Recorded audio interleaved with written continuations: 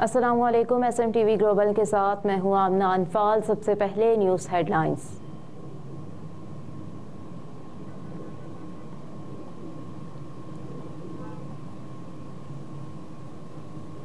आम इंतखाबात 250 से ज़ायद हलकों के बैलेट पेपर्स की छपाई मुकम्मल हो गई। इलेक्शन कमीशन ज़राए के मुताबिक अदालतों में इंतखाबी निशानात से मुतालिक 90% से ज़ायद केसेस निपटा दिए गए।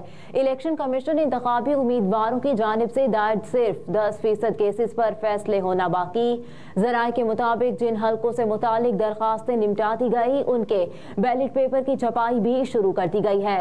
मजमूई तौर पर 26 करोड़ बैलेट पेपर छापे जाएंगे। दूसरी जानिब इलेक्शन कमीशन ने आम इंतखाबात के लिए हतमी पोलिंग स्कीम तैयार कर ली है।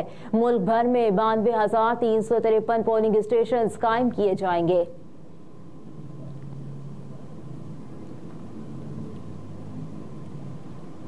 मुअन्निस इलाही के कागजात नामजदगी मुस्तरद होने के खिलाफ दरखास्त का तहरीरी फैसला जारी। लाहौर हाई कोर्ट के जस्टिस अली बाकर नजफी की सरबराही में 3 रुकनी बेंच ने 12 सफ़ात पर मुश्तमिल तहरीरी फैसला जारी किया।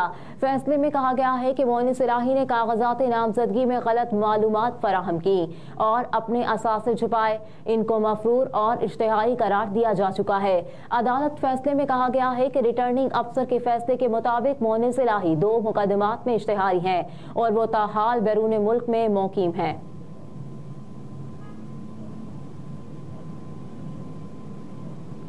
मुस्लिम लीग नून की हालिया सियासत से इत्तफाक नहीं करता। रावलपिंडी में मीडिया से गुफ्तगू करते हुए शाहिद खकान अब्बासी ने कहा कि आज भी वक्त है इलेक्शन को गैर मुतनासिब बनाए। चीफ जस्टिस, निगरान वज़ीर आज़म और इलेक्शन कमीशन इस इलेक्शन को मुतनासिब बनाने से रोकें। जिस मुल्क का इलेक्शन मुतनासिब हो जाए वो तरक्की नहीं कर सकता। कहा कि आज 3 बड़ी जमातें नाकाम हो चुकी हैं। उनके पास अवाम के मसाइल का हल नहीं। नई जमात इस माहौल में नहीं बन सकती। जो इलेक्शन नहीं लड़े हैं उनको नैब में बुलाया जाता है। जो इलेक्शन लड़े हैं उनका सोचें क्या होगा। 6 माह कबल बता दिया था इलेक्शन नहीं लड़ूंगा। कह दिया था ना नून लीग के साथ इलेक्शन लड़ूंगा ना खिलाफ। साबिक वज़ीर आज़म ने कहा कि इलेक्शन को मुल्की मसाइल का जरिया बनाना सियासी लीडरशिप का काम होता है। इलेक्शन में 2 हफ्ते बाकी हैं। किसी जमात अवाम के मसाइल की बात की, सिर्फ ये कहना वो चोर है वो कहाँ गया, ये सियासत नहीं। अगर सिर्फ इक़्तिदार की तलाश में रहेंगे तो कुछ नहीं मिलेगा। दौरान इद्दत निकाह का केस बानिया PTI और बुशरा बीबी के ट्रायल पर हुक्म इम्तिनाह में तौसी। इस्लामाबाद हाई कोर्ट के चीफ जस्टिस आमिर फारूक ने दरखास्तों पर समाअत की। इस दौरान बानिया PTI और बुशरा बीबी के वकील सलमान अकरम राजा अदालत में पेश न हो सके। सलमान अकरम राजा के मुआविन वकील ने समाअत आइंदा हफ्ते तक मुलतवी करने की इस्तदा की। बुशरा बीबी के साबिक शौहर खावर मानिका के वकील राजा रिजवान अब्बासी ने ट्रायल पर हुक्म इम्तिनाह खत्म करने की इस्तदा कर दी और दलाइल देते हुए कहा कि अदालत ने हुक्म इम्तिनाह जारी कर रखा है, वो खत्म कर दिया जाए। ऐसे रिलीफ लेने के बाद कोई अदालत में नहीं आता। अदालत ने दौरान इद्दत निकाह केस के ट्रायल पर हुक्म इम्तिनाह में 31 जनवरी तक तौसी करते हुए इसी रोज तक समाअत मुलतवी कर दी। इस मौके पर खावर मानिका के वकील राजा रिजवान अब्बासी ने इस्तदा की कि अदालत केस को कल ही दलाइल के लिए मुकर्रर कर दे। बहावलपुर में प्लाजे में आग लगने से 40 के करीब दुकानें जल गईं, लाखों का नुकसान। आतिशज़दगी का वाकया बहावलपुर के सर्कुलर रोड पर वाक़े अल करीम प्लाजा में शॉर्ट सर्किट के बायस पेश आया। आग ने देखते ही देखते 40 से ज़ायद दुकानों को अपनी लपेट में ले लिया। वाक़े की इत्तला मिलने पर फायर ब्रिगेड की 6 गाड़ियां मौके पर पहुंच गईं और कई घंटों की जदोजहद के बाद आग पर काबू पा लिया गया। पुलिस की नफरी ने जाए वक़ुआ का जायजा लेने के बाद तफ्तीश शुरू कर दी।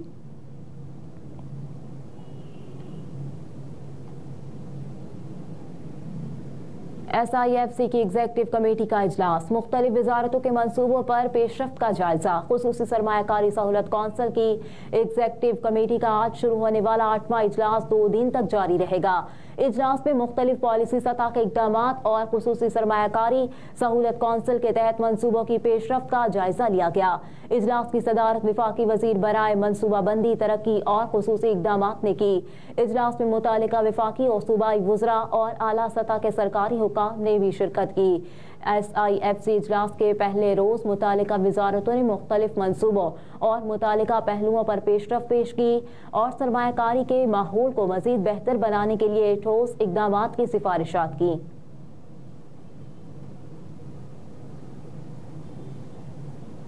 पाकिस्तान में फी तोला सोना 2,15,200 रुपये में फरोख्त। मुल्क की सराफा मार्केटों के मुताबिक 10 ग्राम सोने की कीमत भी 1,84,500 रुपये पर बरकरार है। दूसरी जानिब आलमी सराफा मार्केट में सोने के फी औंस नेख $2,027 पर बरकरार है।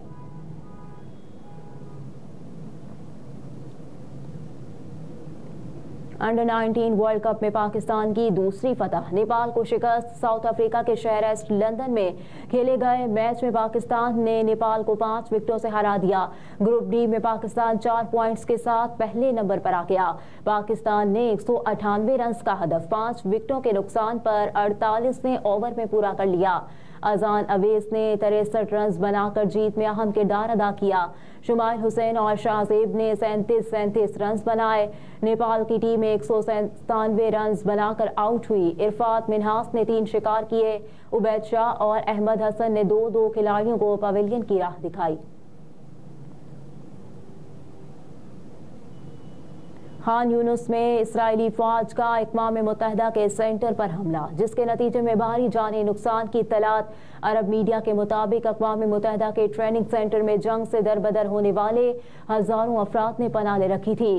गजा में अक़वाम मुत्तहिदा की रिलीफ एंड वर्क्स एजेंसी बराए फ़लस्तीनी पनाह गुज़ीन के डायरेक्टर थॉमस वाइट ने सोशल मीडिया पर कहा कि खान यूनुस में हमले बढ़ रहे हैं। UNRWA के हज़ारों अफराद पर मुहित पनाह गुज़ीन कैंप पर हमला हुआ, जिससे इमारतों में आग भड़क उठी और बड़े पैमाने पर जानी नुकसान हुआ। सेंटर तक बाहिफाजत रसाई 2 दिनों से ममनू है। लोग फंसे हुए हैं।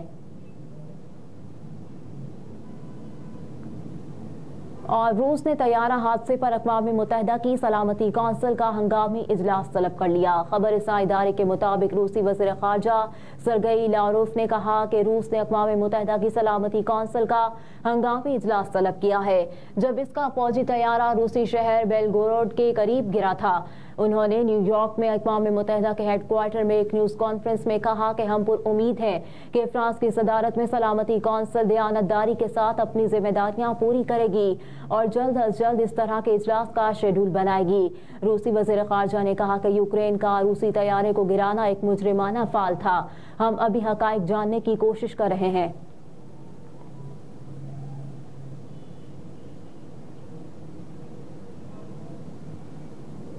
हेडलाइंस आप जान चुके। न्यूज़ स्टूडियो से फिल वक्त इतना ही। आप देखते रहिए SMTV ग्लोबल।